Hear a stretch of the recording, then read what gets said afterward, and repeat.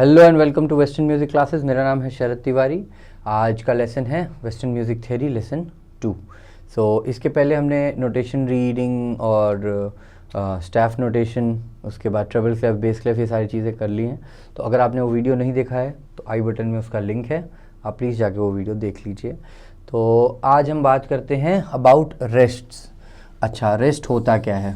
ठीक है, रेस्ट का मतलब क्या है? आराम करना। तो आराम करना है आपको। आराम कैसे करना है? अब जैसे सपोज़ करते हैं कि कोई भी एक मेजर है, ये एक मेजर हो गया। अब इसके अंदर सर्टेन बीट्स होती हैं, जितनी भी बीट होंगी। जो 3 बीट का अगर मेजर है, 3-4 टाइम सिग्नेचर है, 4-4 टाइम सिग्नेचर। हालांकि मैंने अभी तक टाइम सिग्नेचर कवर नहीं किया है, तो भी उसके बारे में भी समझेंगे। अब जैसे इसके अंदर 3 बीट्स हैं, तो अगर मान लीजिए 2 नोट इसके अंदर आ गए, सपोज़ करते हैं। अब ये जो एक नोट और है, इसको किसी ना किसी रेस्ट से रिप्रेजेंट करना होगा अगर आपको कुछ नहीं प्ले करना है, या तो फिर यहाँ इसके अंदर पूरी तरीके से कंप्लीट करना होता है उन नोट के जो स्पेस है उसको कंप्लीट करना होता है। तो उसके लिए कई जगह पे रेस्ट यूज़ होता है। कुछ गानों में भी आप देखेंगे एक सडन पॉज आता है, वो रेस्ट की वजह से ही आता है। तो म्यूज़िक का होता क्या है कि सिर्फ म्यूज़िक प्लेइंग नहीं होती है, इट्स रिदमिक प्लेइंग, कि आप एक रिदम में प्ले कर रहे हैं और एक सर्टेन पोर्शन पे आपको रुकना भी है और प्ले भी करना है। तो ये कई सारी चीज़ों का कॉम्बिनेशन है म्यूज़िक। तो उसके लिए रेस्ट भी बहुत इंपॉर्टेंट होता है। तो 2-3 तरीके के रेस्ट्स होते हैं जो आपने देखे होंगे। हो सकता है आपको समझ ना आ रहा हो कि वो कैसे प्ले होते हैं, तो मैं एक एक्सप्लेन करता हूँ आपको रेस्ट। जो पहला रेस्ट जो है वो होता है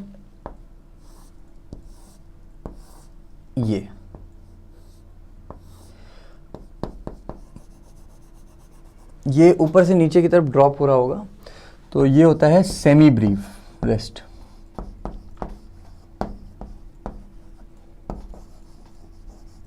okay, this is also known as whole rest, और ये 4 काउंट्स का होता है।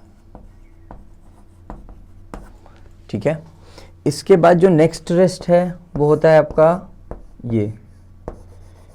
ये थर्ड लाइन पे, नीचे से थर्ड लाइन या ऊपर से थर्ड लाइन ग्रो होता है। इसको बोलते हैं minimum rest.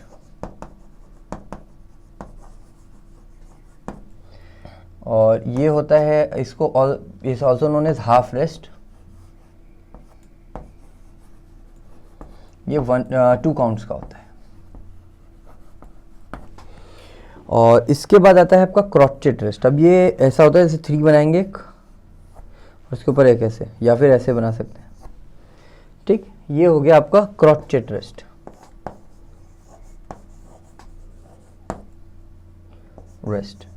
Also known as quarter rest. ये 1 काउंट का होता है। और इसके बाद आता है आपका 7th रेस्ट। ये 8th रेस्ट। ये 7 जैसा दिखेगा, एक डॉट होता है, फिर एक कर्व और फिर एक लाइन नीचे। इसको बोलते हैं आपका क्वावर रेस्ट।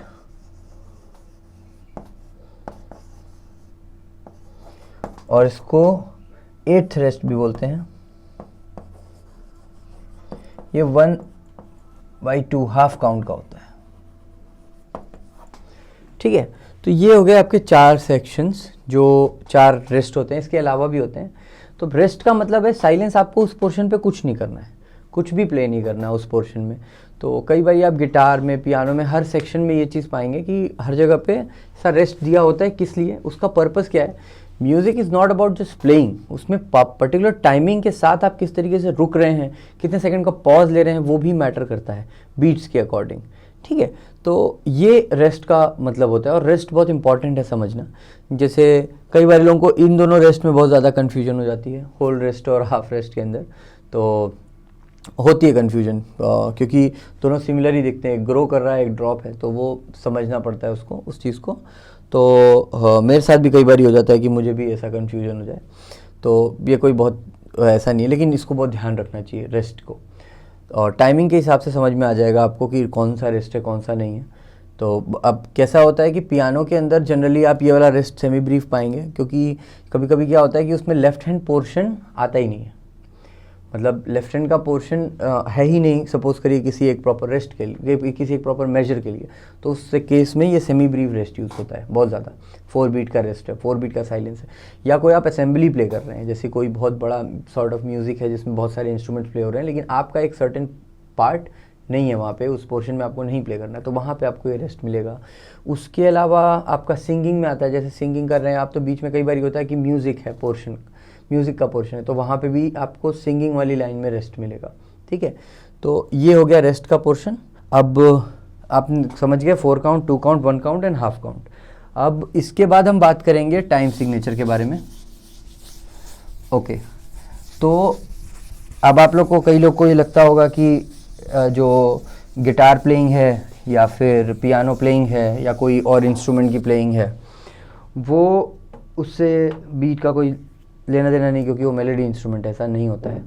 जो भी इंस्ट्रूमेंट्स होते हैं, चाहे वो रिदम के हों या फिर वो मेलोडी के हों, वो सभी इंस्ट्रूमेंट में रिदम जो होता है, टोन और रिदम, ये दोनों बहुत ही इंपॉर्टेंट रोल प्ले करते हैं। पता नहीं आपको पता है या नहीं है, लेकिन ड्रम ट्यून होता है, तबला भी ट्यून होता है, जितने भी परकशन इंस्ट्रूमेंट हैं वो भी ट्यून होते हैं किसी एक सर्टेन फ्रीक्वेंसी पे। ऑब्वियसली जो इंस्ट्रूमेंट कोई प्ले हो रहा है, कोई भी इंस्ट्रूमेंट, चाहे वो गिटार हो या पियानो हो, वो किसी फ्रीक्वेंसी को ही तो भेज रहा है सराउंडिंग में। तो वही सेम काम परकशन इंस्ट्रूमेंट करते हैं, बट वो लो एंड साउंड होता है, बहुत लो फ्रीक्वेंसीज होती हैं, तो वो भी एक सर्टेन फ्रीक्वेंसी पे ट्यून ही होता है। तो रिदम का है क्या कि म्यूज़िक में 2 सबसे इम्पॉर्टेंट पिलर्स हैं, एक मेलोडी और दूसरा रिदम। तो उसको एक तालबद्ध तरीके में, हिंदी में बोलेंगे तो इन सिस्टमैटिक बीट पैटर्न, उसको प्ले करना होता है किसी भी मेलोडी को, ठीक है। तो उसके लिए टाइम सिग्नेचर होता है। इंडियन क्लासिकल का और वेस्टर्न का टाइम सिग्नेचर थोड़ा सा अलग है, लेकिन अगर आप 3 ताल की बात करें तो 4/4 टाइम सिग्नेचर उसको हम लोग कंसीडर करते हैं। वो 16 बीट का होता है, उसको 16 मात्रा बोलते हैं और इंग्लिश में उसको बीट बोलते हैं। तो अब आप कई सारे टर्मिनोलॉजीज़ हैं जिसको आपको क्लियरली समझना बहुत ज़रूरी है। जैसे कि एक हो गया बीट। अभी बीट क्या होता है? ये पल्स होता है, ठीक है, सिस्टमैटिक पल्स, जैसे हार्ट बीट हो गई या सेकेंड्स हो गए, ये बीट्स हैं। कितनी 1 मिनट के अंदर कितनी बार किस पल्स रेट से वो आगे बढ़ रहा है, ठीक है। तो pulse of moving ahead is called beats. अभी बीट का जैसे आप सिंपल एग्जांपल समझिए कि 3 ताल जो है इंडियन क्लासिकल का वो 16 बीट का है, तो 1 2 3 4 1 2 3 4 1 2 3 4 1 2 3 4। सो उसको हम ऐसे काउंट करेंगे 1 2 3 4 में, लेकिन इंडियन क्लासिकल में उसको थोड़ा अलग तरीके से काउंट किया जाता है, उससे फ़र्क नहीं पड़ता, आप 4/4 में उसको प्ले कर सकते हैं। तो 4 बीट का मतलब क्या हो गया? ऐसे टाइम सिग्नेचर लिखा जाता है 4 और 4, ये पहला टाइम सिग्नेचर है आपका 4/4। अब ये हो गया आपका एक मेजर। अब हम कंसीडर कर लेते हैं कि ये एक सोफ़ा है, ठीक है। मेरे को सोफ़ा बनाने नहीं आता, मैं कोशिश करूँगा बनाने की, नहीं बना तो कोई मजाक नहीं उड़ाएगा मेरा। थोड़ा थोड़ा तो बना ही दिया मैंने। ये एक सोफ़ा है। अब इस पे 4 लोगों की बैठने की जगह है, समझिए, 4 नॉर्मल इंसान की, 1 2 3 4, ठीक है। तो या तो इस पे 4 क्वार्टर नोट बैठ सकते हैं, जैसे सपोज करते हैं ये, ठीक है। तो ये पूरा हो गया, और हर बार ये मेजर पूरा होना जरूरी है। इट्स इम्पॉर्टेंट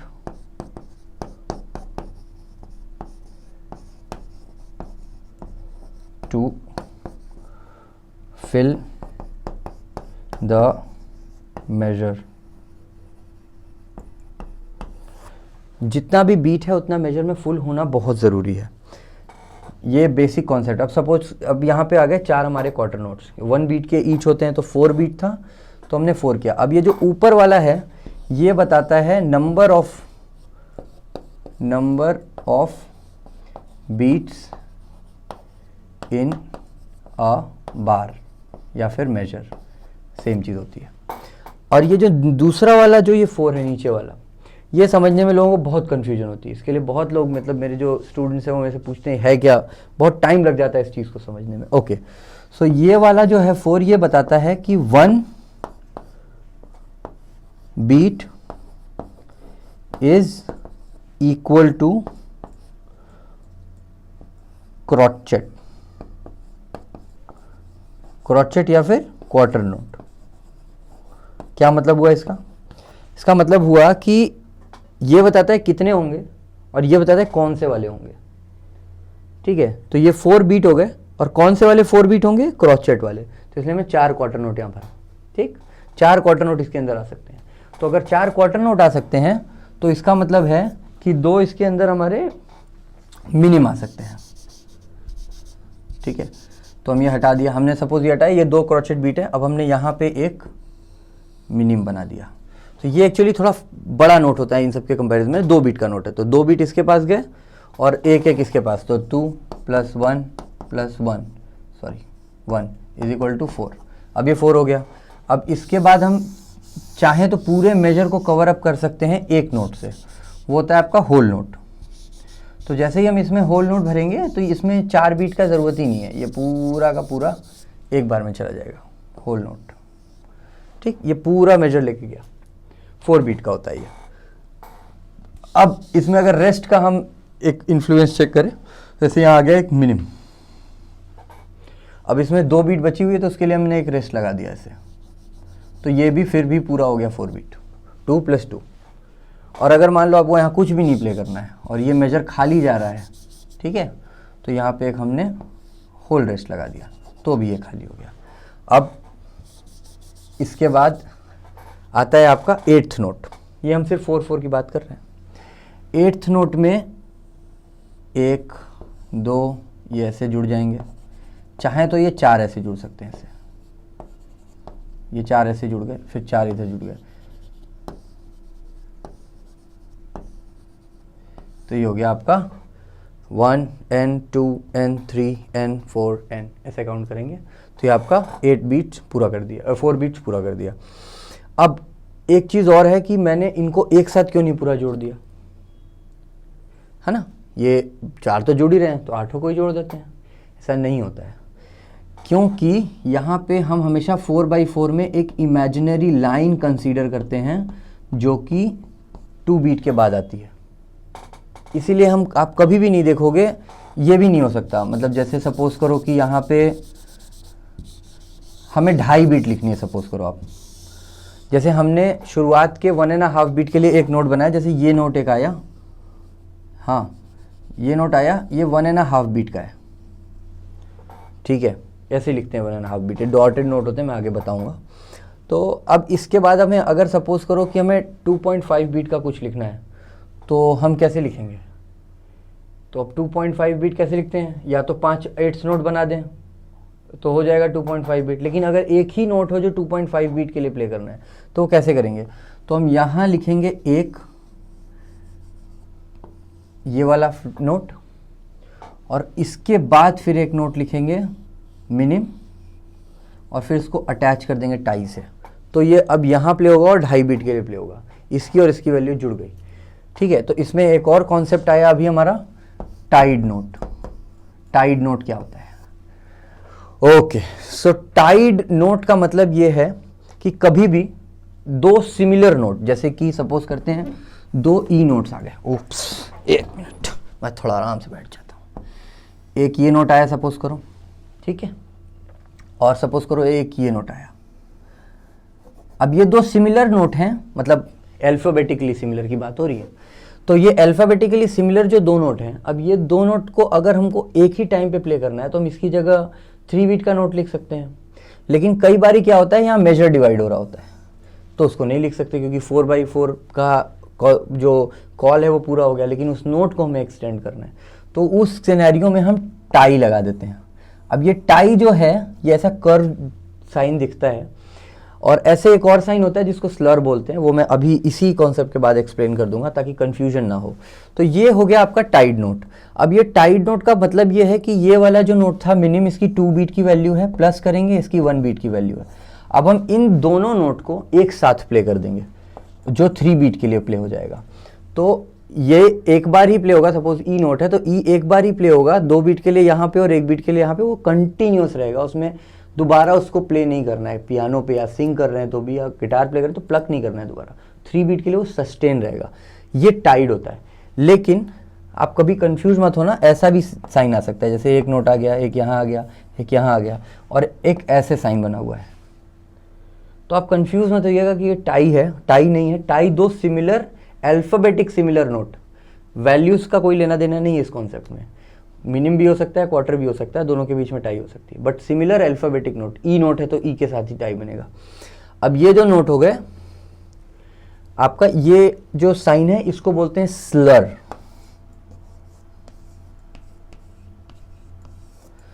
स्लर का मतलब होता है लेगैटो। अब लेगैटो क्या होता है?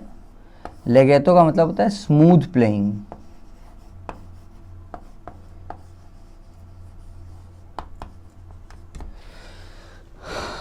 ठीक है, तो ये साइन आएगा तो उस पोर्शन को आपको स्मूथली प्ले करना है। ठीक है, अब ये डॉटेड नोट वाला भी कॉन्सेप्ट मैं आज ही इसी लेसन में ही कवर करूंगा। और सबसे इंपॉर्टेंट चीज़ ये है कि आप कोई भी पार्ट स्किप मत करना, नहीं तो आपको कुछ भी क्लियरली समझ नहीं आएगा। तो प्रॉपरली वीडियो को फॉलो करिए। अभी ये 4/4 टाइम सिग्नेचर समझ में आया? अगर कोई भी डाउट है तो कमेंट कर देना आप, मैं ट्राई करूंगा उसको आंसर करने का शॉर्ट्स में या फिर एक वीडियो में। अगर वो कॉन्सेप्ट ऐसा होगा जिसके लिए लॉन्ग वीडियो रिक्वायर्ड है तो obviously I will make a separate video for that. इसको आपको अगर स्क्रीनशॉट लेना है तो ले सकते हैं, समझ में आ गया तो ऑल गुड। और अब इसके बाद हम लोग बात करेंगे 3/4 वाले टाइम सिग्नेचर की। तो ये क्लियर हो गया I guess, number of notes and beat, कौन से नोट के बराबर एक बीट जाएगी, ये नीचे वाले की वैल्यू होती है। ठीक है, तो अब इसके बाद जो आता है हमारा 3/4 टाइम सिग्नेचर, तो अभी हम उसके बारे में बात करेंगे। तो 3/4 का जो टाइम सिग्नेचर है वो जनरली आपको वर्ल्ड्स में और ब्लूज़ में और बहुत सारे इंडियन सॉन्ग्स में भी मिलेगा। जैसे कि अब आप 3 बीट गेस कर पाते हैं नहीं, ये तो मुझे नहीं पता, लेकिन जैसे मैं एक एग्जांपल देता हूँ इंडियन सॉन्ग का। एक गाना है वो कौन सा गाना है उसका, कौन सी मूवी थी, तुमको पाया है तो जैसे खोया हूँ, ये गाना 3 बीट का है। जैसे 1 2 3 1 2 3 1 2, तुमको पाया है तो जैसे खोया हूँ। ऐसे कई सारे गाने 3 बीट के, नंबर ऑफ एग्जाम्पल, बहुत सारे एग्जाम्पल्स मिल जाएंगे आपको। वर्ल्ड्स में बहुत सारे एग्जाम्पल मिलेंगे। वर्ल्ड्स रिदम 3 बीट का होता है बहुत सारा, 4 पे भी होता है, 3 पे होता है। तो हम 3 बीट की बात करते हैं। अब जैसे ये आ गया, ये आपके आ गया 3/4। अब इसमें ये भी एक सोफा ही कंसीडर कर लेते हैं हम इसको, 3 बीट की जगह है इसके अंदर, 3 बॉक्स। अब इसका मतलब भी हो गया 3 बीट्स आएंगे एक मेजर के अंदर, और 4 मतलब एक क्वार्टर नोट के बराबर एक बीट होगी। ठीक है,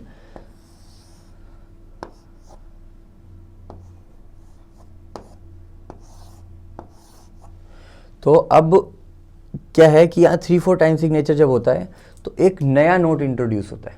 एक्चुअली 2 नए नोट में एक कॉन्सेप्ट है वो इंट्रोड्यूस कर रहा हूँ। वो कॉन्सेप्ट है डॉटेड नोट्स का।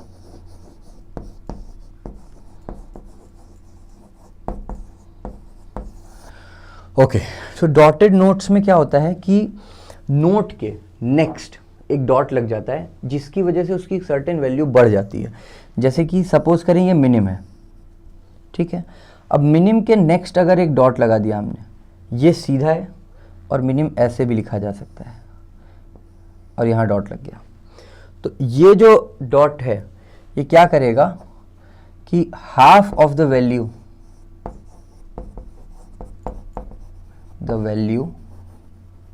ऑफ ओरिजिनल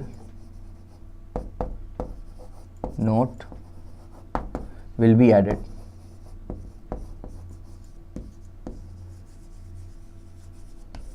जैसे कि 2 बीट का हो गया मिनिम और 2 का हाफ होता है 1, तो हम इसको 1 ऐड कर देंगे और ये 3 बीट का नोट हो गया। अब इसको हम मिनिम नहीं बोलेंगे, इसको बोलेंगे डॉटेड मिनिम।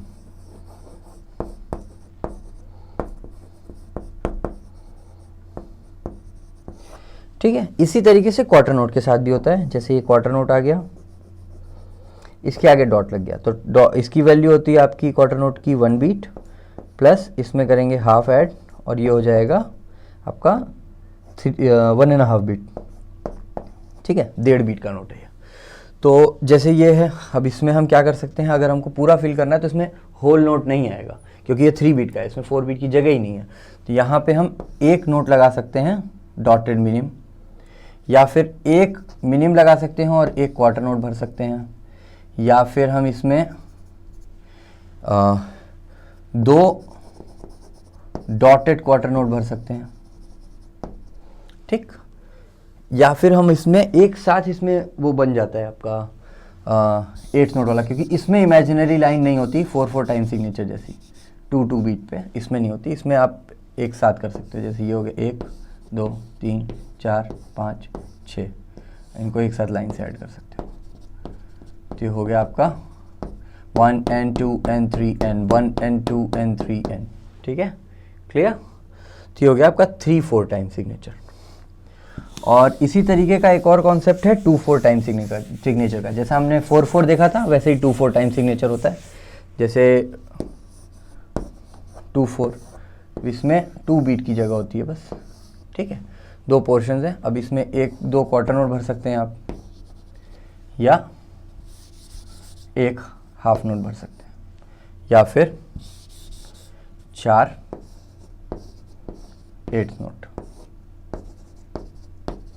अब जैसे मैंने 8 नोट बताया था वो दिखता तो ऐसा है, लेकिन जब वो 2 नोट आते हैं तो उसमें एक फ्लैग, उन दोनों का फ्लैग जो है वो एक साथ अटैच हो जाता है, तो वो ऐसा दिखता है, ठीक है। तो ये हो गया आपका 2/4 टाइम सिग्नेचर। अब इसमें आती है टर्मिनोलॉजीज़ की बात, जो मैं पहले बोला था, बीट। अब इसके बाद आता है BPM। कई बार आपको शीट के ऊपर ही लिखा हुआ दिख जाएगा। BPM का मतलब होता है बीट्स पर मिनट, ठीक है। अब 1 मिनट में कितनी बीट्स आ रही हैं, जैसे अगर 60 BPM है, ऐसे लिखा BPM = 60, या फिर ऐसा दिखेगा आपको, ठीक। तो मतलब कि 60 बीट्स पर मिनट, मतलब जो हमारा सेकंड का टाइम जो घड़ी में चलता है सेकंड्स, वो वाला हो गया 60 बीट्स पर मिनट। ये 120 80 सब अलग अलग टेम्पोज होते हैं, अलग अलग टाइप के म्यूज़िक के। अलेग्रो का अलग होता है, एलेग्रेटो का अलग होता है, अंदांते अलग होता है। ये सारे टर्म्स हैं जो आपके टेम्पो के टर्म्स हैं। और अगर आपको इसके बारे में जानना है, इन टर्म्स के बारे में जानना है, तो आप इसके लिए कमेंट सेक्शन में रिक्वेस्ट डाल सकते हैं, तो मैं ट्राई करूँगा कि उसके ऊपर एक सेपरेट वीडियो बनाऊं। क्योंकि जनरली ये सारी चीज़ें गूगल पे अवेलेबल हैं, आप सिंपल पढ़ सकते हैं। उसका टर्म है, अंदांते है तो 80 to 100 हो जाएगा, या एलेग्रेटो है तो उसका सर्टेन बीट है। तो इन सब का एक टाइमिंग ऑलरेडी दिया हुआ है, तो आप गूगल सर्च करके भी देख सकते हैं। और अगर आप एक्सप्लेनेशन के लिए चाहते हैं कि उसका ओरिजिन क्या है, कहाँ से आया, वो कैसे आया, क्या कॉन्सेप्ट बना, क्यों उसको वैसे लिखा गया, तो उसके ऊपर मैं एक वीडियो सेपरेट बना सकता हूँ। वो एक सेपरेट कॉन्सेप्ट है, अलग है। तो ये हो गया BPM। अब आता है ये जो BPM है, इस चीज़ को हम लोग बोलते हैं टेम्पो। ये वाला टेम्पो नहीं है जिसको आप बुला के स्टेशन चले जाते हैं। This is tempo, means beats per minute, ठीक है। ये बताता है क्या स्पीड है म्यूज़िक की, किस स्पीड से म्यूज़िक आगे बढ़ रहा है, ठीक है। तो ये पोर्शन हो गया आपका tempo, BPM, beats, everything is covered here. Okay, तो अब हम बात करेंगे टोन्स एंड सेमी टोन्स के बारे में। Okay, so tones and semitone. अच्छा, आप मुझे एक बात बताइए, आप लोग कई बार आपने सुना होगा होल स्टेप हाफ स्टेप, है ना। तो बस उसी तरीके का कुछ कॉन्सेप्ट टोन सेमीटोन का है, लेकिन टोन सेमीटोन से समझना ज़रूरी है क्योंकि ये म्यूज़िकल थ्योरी में आपको बहुत हेल्प करेगा, ठीक है। अब जैसे मैं एक साइकिल बनाता हूँ नोट्स का, फिर आपको समझ में आएगा। ये हो गया साइकिल ऑफ नोट्स। अब जैसे म्यूज़िक के अंदर 12 नोट्स होते हैं, ठीक है। C, C sharp, D, D sharp, E, F, F sharp, G, G sharp, A, B flat, B। ये हो गया 12 नोट्स, ठीक है। अब इसमें क्या है, ये सारे क्या हैं, ये 12 क्या हैं, इनको क्या बोलते हैं? इनको बोलते हैं हम लोग 12 सेमीटोन्स। अच्छा, अब ये सेमीटोन्स हैं तो टोन क्या है? टोन का मतलब होता है जब आप एक नोट से आगे बढ़ें और एक नोट को स्किप करके प्ले करें। जैसे C है और सी के बाद आप डी प्ले कर रहे हैं, इरिस्पेक्टिव ऑफ डायरेक्शन, अगर सी है और आप बी फ्लैट प्ले कर रहे हैं तो भी, सी है और डी प्ले कर रहे हैं, सी या बी फ्लैट है किसी भी नोट से, जैसे एफ है और आप डी शार्प प्ले कर रहे हैं, तो ये टोन है। किसी भी नोट से जब आप एक स्टेप ड्रॉप करके आगे बढ़ते हैं, जैसे कि ये गया, तो ये हो गया आपका टोन स्टेप। अब अगर मैं पियानो की बात करूं तो पियानो कुछ ऐसा बना होता है, ये हो गया 3 और इधर हो गया 2। आई होप लोगों को दिख रहा है क्या, क्लियर है? हाँ ठीक है। तो ये होगी वाइट की पहली हमारी, फिर ये आ गया, फिर ये आ गया, फिर ये, फिर हाँ ये आ गया, फिर ये आ गया, फिर ये आ गया, और नहीं ये नहीं होता, लाइन नहीं होगी यहाँ पे, ये लाइन नहीं होगी यहाँ पे। तो ये आ गया एक नोट और एक ये आ गया। अब ये जो है ये सी है, ये डी है, ये ई है, ये एफ है, ये जी है, ए बी। तो अब ये जो कीबोर्ड का आपका ये ब्लैक कीज हैं, ये 2 पोजीशंस ऐसी होती है जहाँ ब्लैक की नहीं आती है। एक तो बी और सी के बीच में, ये ऐसे सी आता है यहाँ पे, फिर यहाँ ब्लैक नोट आता है, तो ये सी और बी के बीच में, तो ये दोनों सेमीटोन्स हैं तो वाइट कीज ही दोनों, लेकिन 2 वाइट कीज, सिर्फ 2 केसेस में 2 वाइट कीज सेमीटोन बनती हैं, एक ई और एफ के केस में और एक बी और सी के केस में। बाकी सब केसेस में सेमीटोन्स ब्लैक वाइट के कॉम्बिनेशन में ही चलता है। जैसे सी से डी पे जाना है, जैसे डेट इज टोन, ई से एफ पे टोन, लेकिन ई से डी से ई पे टोन, ई से एफ पे सेमीटोन हो जाता है, एफ से जी आपका टोन, जी से ए टोन, ए से बी टोन, बी से सी गए तब सेमीटोन। तो ये टोन और सेमीटोन का कॉन्सेप्ट है, और इसी बेसिस पे हमारा मेजर और माइनर स्केल का फॉर्मूला है। ठीक है, तो ये पहला कॉन्सेप्ट हो गया टोन एंड सेमीटोन्स का। अब इसी के बेसिस पे मैं आपको बताऊंगा कि आप स्केल्स कैसे निकालेंगे। ठीक है, तो जो हमारा मेजर स्केल का फॉर्मूला है, अगर आपको वो पता है तो आप माइनर स्केल बड़ा इजीली निकाल सकते हैं, क्योंकि उसी से रिलेटेड होता है माइनर स्केल, मेजर से ही। अब मेजर स्केल का जो फॉर्मूला है वो मैं यहाँ लिख देता हूँ, मेजर स्केल। ठीक है, ये हो गया tone, tone, semitone, tone, tone, tone, semitone. अब इस फॉर्मूला को यूज़ करके हम लोग स्केल निकालेंगे। मैं एक फॉर एग्जांपल, जैसे सी का एग्जांपल तो बहुत सिंपल हो जाएगा, मैं कोई भी ले लेता हूँ। सपोज करते हैं हम एफ शार्प का स्केल निकाल रहे हैं। ठीक है, तो अब एफ शार्प का अगर मेजर स्केल निकाल रहे हैं तो पहला नोट एफ शार्प खुद होगा, तो उसके लिए इस फॉर्मूले की कोई ज़रूरत नहीं है। हम पहला नोट लिख लेते हैं एफ शार्प। ठीक है, उसके बाद अब एफ शार्प से सबसे पहले क्या है, टोन, तो हम टोन स्टेप आगे जाएंगे, तो एफ शार्प से टोन स्टेप आगे जाएंगे तो आएगा जी शार्प, तो ये हो गया second note of the scale. अब जी शार्प पे आ गए तो ये दूसरे वाले पे आ गए। अब जी शार्प से हम टोन स्टेप आगे जाएंगे तो आ गया हमारा बी फ्लैट या फिर ए शार्प। ठीक है, और ए शार्प से जब हम आगे जाएंगे तो आ गया सेमीटोन, तो आ गया हमारा बी। अब हम बी से आगे जाएंगे और टोन स्टेप जाएंगे तो आ गया हमारा सी शार्प। अब सी शार्प पे आ गए और हम टोन स्टेप जाएंगे तो डी शार्प।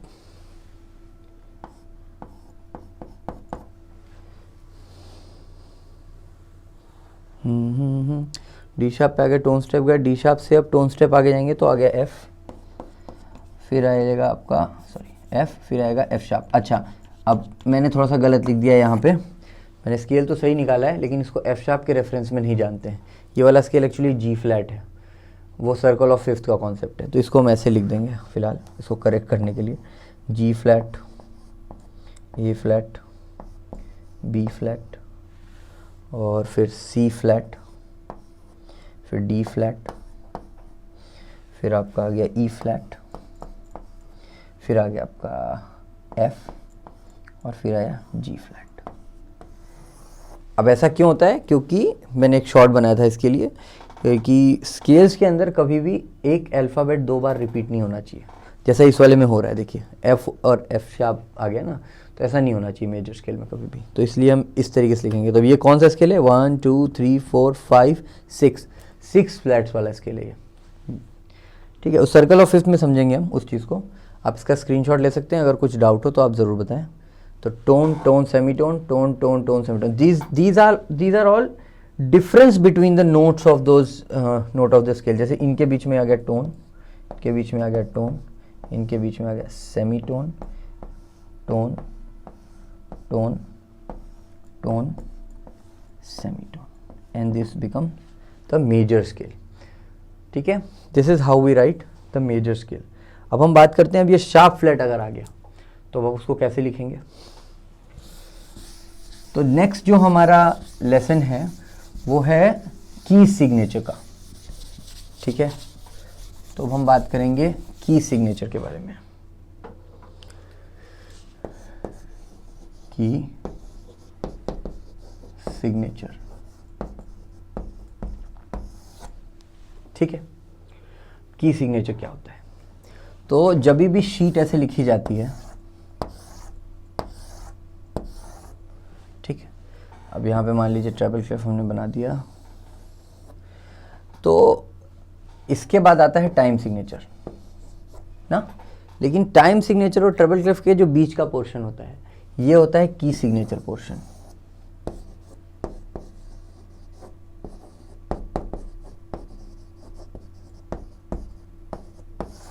ठीक है, तो इस पोर्शन में जब कुछ नहीं लिखा है तो सी मेजर स्केल है।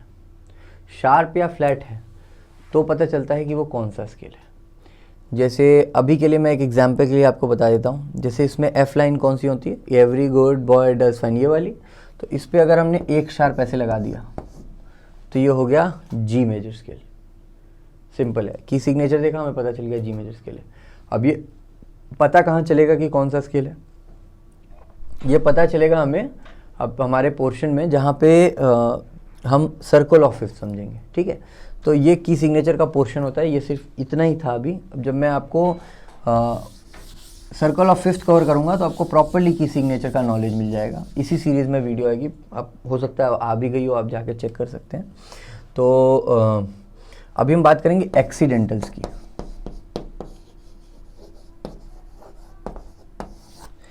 एक्सीडेंटल्स का क्या है कि जैसे शार्प फ्लैट वाले नोट हैं वो तो की सिग्नेचर में आएंगे तो आपको बीच में नहीं मिलेंगे। लेकिन शार्प फ्लैट वाले जो नोट हैं, कई बारी किसी नोट कोई ऐसा एक्सीडेंटल नोट है जो किसी स्केल में लग रहा है, तो वो कैसे रिप्रेजेंट करेंगे। तो सपोज करें ये शीट है, अब यहाँ पे एक नोट आया, ये सपोज करते हैं ये नोट है। ठीक है, तो ये हो गया आपका, अगर ट्रेवल क्लेफ में लिखा हुआ है तो ये हो गया आपका every good boy B note. ठीक है, अब अगर मान लें कि हमको इस नोट को फ्लैट करना है तो हम कुछ नहीं करेंगे, हम यहाँ पे एक फ्लैट का साइन बना देंगे। ठीक है, तो ये हो जाएगा। ठीक है, ये हो गया आपका फ्लैट नोट। ऑलराइट, ये इस तरीके से एक्सीडेंटल्स रिप्रेजेंट होते हैं। जैसे कि अगर मान लीजिए आपको सी शार्प नोट लिखना है तो आप कैसे लिखेंगे, आप यहाँ पे एक नोट बना सकते हैं, जैसे एफ ए सी, ये हो गया। आप यहाँ पे एक नोट बना सकते हैं, ये आ गया, और इस नोट के पहले एक शार्प साइन लगा देंगे तो ये हो गया C sharp note. This is how to present accidentals. एक होता है फ्लैट, एक होता है शार्प,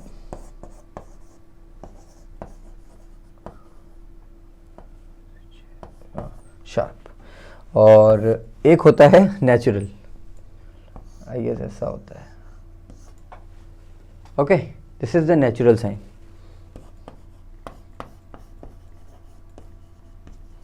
अभी नेचुरल का क्या यूज है, जब भी कोई शार्प या फ्लैट, आप सपोज करते हैं ये वाला नोट शार्प हो गया, अब इसी के बाद हमें इसको नेचुरल भी प्ले करना है ना। म्यूजिक की रिक्वायरमेंट है कि वहां पे नेचुरल नोट भी आना चाहिए।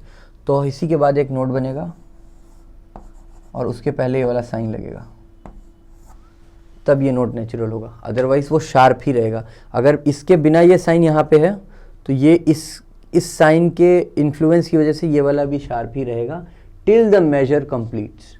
सो एक मेजर के अंदर अगर किसी एक सर्टेन नोट पे एक बार शार्प या फ्लैट लग गया तो उस पर्टिकुलर मेजर के लिए वो नोट शार्प फ्लैट रहेगा, दोबारा लिखने की ज़रूरत नहीं है। अगर आपको उसको नेचुरल म्यूजिक की रिक्वायरमेंट है कि वो नेचुरल हो रहा है नोट, तो आपको नेचुरल साइन मिलेगा, अदरवाइज नहीं मिलेगा। तो मतलब उस नोट को आपको शार्प या फ्लैट प्ले करना है उस मेजर के लिए, जब तक कि आपको कोई नेचुरल साइन ना मिल जाए। That's the meaning of accidentals. तो नेचुरल इन दोनों के इफेक्ट को कैंसिल करता है। ठीक है, तो आप उसको ऐसे समझ सकते हैं, ये होता है फ्लैट, इसके आगे आता है नेचुरल,